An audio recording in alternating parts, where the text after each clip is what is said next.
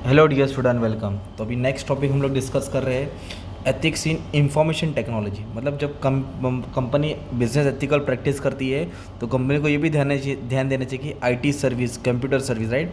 तो उधर कुछ कंपनी कुछ झोल झाल ना करे, जो भी है सही तरीके से अपना इंफॉर्मेशन निकाले और सही तरीके से इंफॉर्मेशन को प्रोटेक्ट करे। ओके, तो IT technology is considered as a branch of information communication technology. It is a usage of technology which leads to ethical issue. कभी कभी एम्प्लॉयज़ क्या कर सकते हैं, उसको गलत इस्तेमाल करते हैं। पेस ऑफ टेक्नोलॉजी, पेस मतलब speed, can raise question to the ethics as newer product make their way replacing the existing one. नया आ रहा है, जूना जा रहा है, तो इसके लिए कंपनी को ध्यान देना चाहिए। The role of ethics in technology is of managing it rather than controlling. Okay, control करना चाहिए। पब्लिक इशू, सॉफ्टवेयर पायरेसी, मतलब कंपनी किसी का सॉफ्टवेयर पायरेसी करके चुरा के अपने कंपनी में इंस्टॉल करके उसको यूज़ नहीं करना चाहिए। जो भी खरीदो, पेमेंट करो, है ना।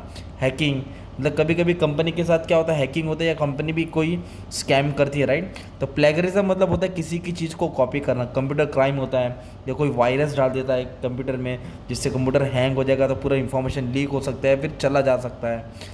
जॉब डिस्प्लेसमेंट, यहाँ का वहाँ जॉब हो जाना, मतलब कंप्यूटर आने से जॉब थोड़ा कम हो जाता है।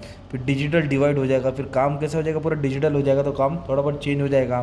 और नेटिकेट, नेट का मतलब होता है इंटरनेट, और एटिकेट का मतलब होता है मतलब एक समझ, क्या करना क्या नहीं करना है। मतलब जैसे टेलीफोन एटिकेट होता है, मतलब फ़ोन पे बात करने के लिए क्या करना चाहिए, मैनर्स एक तरफ से होता है। तो वैसे इंटरनेट का यूज़ करने का एक प्रॉपर एटिकेट होता है, राइट। तो ethics in information technology, company को ये सब चीज़ के ऊपर ध्यान देना चाहिए। कोई भी सॉफ्टवेयर है, वेबसाइट है, जिसके कारण इतनी इंफॉर्मेशन लीक हो रही है या फिर हमारे साथ कोई गलत कर रहा है या हम किसी के साथ गलत कर रहे हैं, कंपनी को इसके ऊपर ध्यान देना चाहिए, right.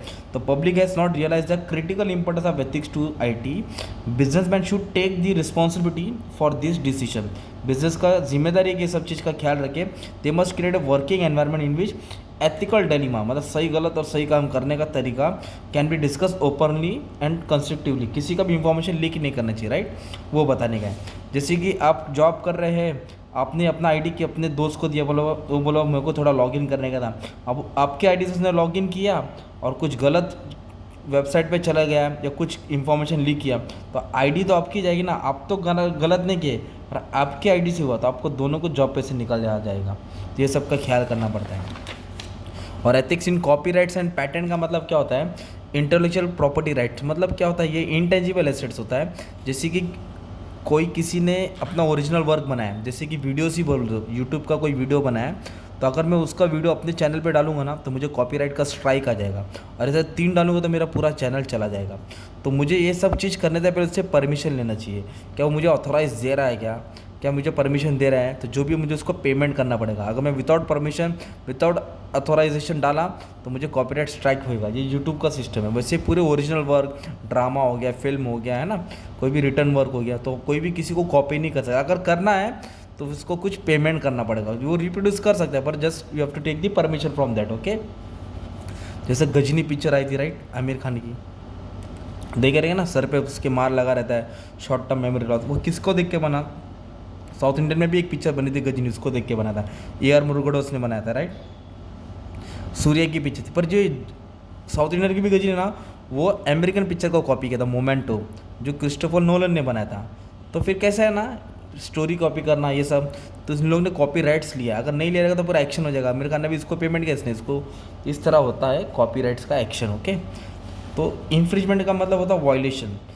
Copyright infringement is the violation, piracy और थेफ्ट, बिना पूछे इस्तेमाल करना, of copyright holder exclusive right through the unauthorised use, गलत तरीके से इस्तेमाल करना। फिर इसको क्या करना पड़ेगा, तो infringement occurs under all of the following 3 condition. ये तब में होता है, तो the owner must hold a valid copyright, उसके बाद वो चीज़ का कॉपीराइट होना चाहिए, मतलब कॉन्ट्रैक्ट होना चाहिए, एग्रीमेंट होना चाहिए। एलिगेट इन्फ्रिंजर, जिसने इस्तेमाल किया, must be able to access the copyright work, उसने तुम्हारा काम इस्तेमाल किया ना चाहिए। डुप्लीकेशन ऑफ कॉपीराइट वर्क, तुम्हारा काम का उसने डबल किया हो, तो ये सब चीज़ इन्फ्रिजमेंट हो जाती है, मतलब कॉपीराइट उसने किया है। पायरेसी मतलब चोरी करना, यहाँ से वहाँ, अनऑथराइज यूज़ करना। थेफ्ट मतलब यहाँ से वहाँ उठा लेना, है ना।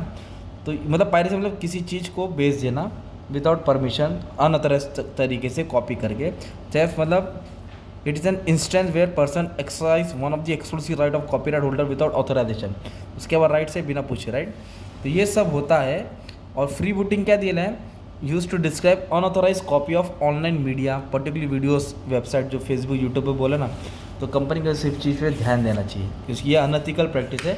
ऐसा कोई भी इंसान कंपनी किसी का भी चीज़ कॉपी करके अपने पास नहीं रखना चाहिए, राइट। ये एथिक्स इन क्या था, आईटी था, तो बाकी के भी एथिक्स एग्जाम में कैसे भी आंसर आ सकते हैं, मैंने तुमको समझा दिया, ठीक है।